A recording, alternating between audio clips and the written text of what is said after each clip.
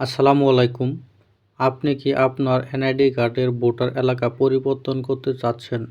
তাহলে জেনে নিন পরিবর্তন করতে কি কি ডকুমেন্ট প্রয়োজন হয় বা কিভাবে করবেন।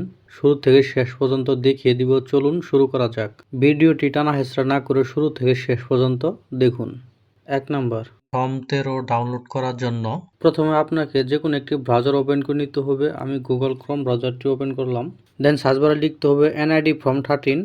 দেন তারপর ফর্ম 13তে ক্লিক করতে হবে। এইখানে দেখতে পাচ্ছেন ফর্ম 13 দেখাচ্ছে। একটু জুম করে নিচ্ছি। আমি মোবাইলে দেখাচ্ছি তার জন্যই জুম করার প্রয়োজন হচ্ছে। ডেস্কটপে দেখালে প্রয়োজন হতো না।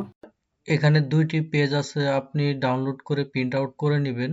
বর্তমানে আপনার কাছে যে এনআইডি কার্ডটি আছে এইখানে তার ইনফরমেশনগুলো দিয়ে দিবেন।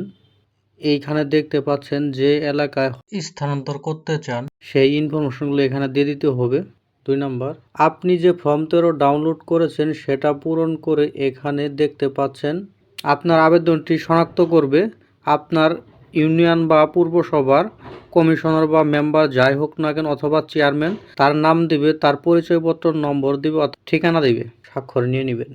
3 নাম্বার, আপনার যে ডকুমেন্ট প্রয়োজন হবে, আপনি যে এলাকা আপনার ভোটার ট্রান্সফার করতে চাচ্ছেন সেই এলাকার ইউনিয়নের বা পৌরসভার একটি প্রত্যয়নপত্র লাগবে।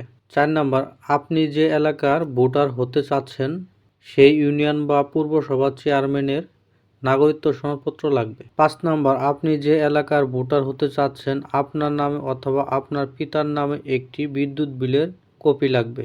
6 নাম্বার, আপনার বাড়ি ভাড়া বা কর রসিদ সংগ্রহ করতে হবে। সর্বশেষ আপনাকে যা করতে হবে, প্রয়োজনীয় যে ডকুমেন্টগুলির কথা বলা হলো সেই ডকুমেন্টগুলি নিয়ে সশরীরে আপনাকে আপনার ইউনিয়ন পরিষদ বা পৌরসভায় জমা দিতে হবে। অথবা আপনি যদি আর্জেন্ট করতে চান তাহলে আপনাকে আপনার নিকটবর্তী নির্বাচন অফিসে জমা দিলে আর্জেন্ট পাওয়া সম্ভব।